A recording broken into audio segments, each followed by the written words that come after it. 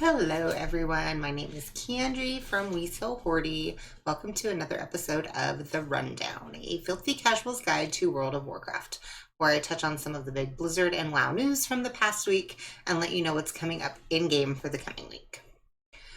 In Blizzard news this week, guys, to be honest, there was not a whole lot to talk about, and I was kind of grasping at straws a little bit to come up with the things that I did. There was quite a bit of news coming out of Warcraft 3 Remastered this week in terms of new character models and things being released. There's tons of new models that were released from the game this week, and they all look absolutely amazing. This game is shaping up to look absolutely phenomenal. If you are interested in looking at any of those, they are all on Wowhead. There's probably 5 or 6 at least different articles in Wowhead that show all the different models that were released this week. In PTR news, the new Ny'alotha raid was open to testing this week. Select encounters from the raid are being tested.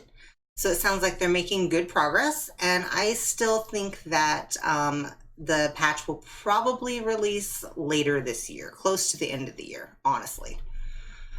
In live server news, we now have 100 guilds from both the Alliance and the Horde side who have downed Mythic Ashara. So that means that come the next reset, the cross-server rating for Eternal Palace will be available.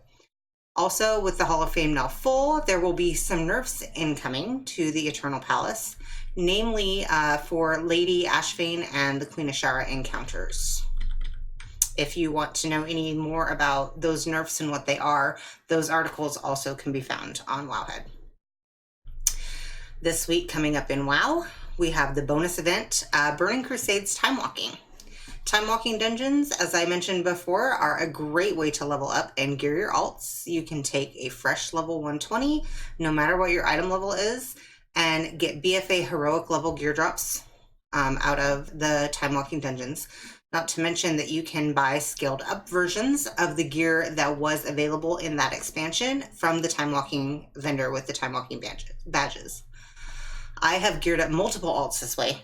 And easily gained between 50 and 100 item levels in just a matter of a few hours just by doing that.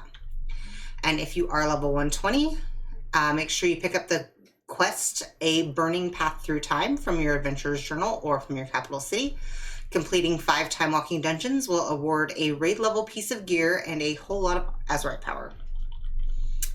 Your mythic affixes for the week will be level 2 Tyrannical. Bosses have 40% more health and deal 15% increased damage. Level 4, Teaming. Additional trash is present throughout the dungeon, and the amount of mobs that you need to kill for your trash percentage will be increased. Level 7 is Volcanic. Enemies cause eruptions of flames near players' feet. And the level 10 is, as always, the seasonal affix Beguiling. Hallows End started on Friday and is ongoing through November 1st. This holiday is really great for leveling since it brings lots of daily quests as well as the candy buckets that award a nice piece of XP or gold. And then also be sure to queue up for the Headless Horseman at least once a day for a chance at some nice gear. And if you're luckier than me, the mount. Remember, you can queue for the Horseman starting at level 20. And it does award about 5% of a level worth of XP, so it's very worth a couple of minutes that it takes to kill him. On Mount Watch, we're going to be on Mount Watch for the next couple weeks, guys. Mount Watch, 3 days, 9 characters each day, no mount yet. So, we're keeping tabs this year. Give me your mount, Horseman. Damn you. All right. In We So Hordie news, on Sunday afternoon stream, we did spin the wheel of style to determine the category for November's transmog contest. The category will be leather and lace. So just put together the best mog that you feel matches that category and submit it to us via email or on Messenger on the We So Hordie Facebook page. You have until November 8th to submit your entry, and then voting will be from November 10th to the 16th. On November 1st, we will be doing a special stream starting at 10 a.m. Mountain Time, streaming the opening ceremonies of BlizzCon We hope you guys come by to experience all of that excitement along with us. And we also will then be making more content throughout the weekend. Hopefully a few reaction videos and videos with our thoughts about some of the things that get announced. Also remember that our December event has already started. Send us a Christmas card or a postcard or an e-card to our P.O. box or our email. We did get our first bit of mail this week from Judy, and we absolutely loved it. Thank you so much, Judy, for the sweet handmade gifts and for the wonderful, amazing letter. You are so much kinder than we deserve.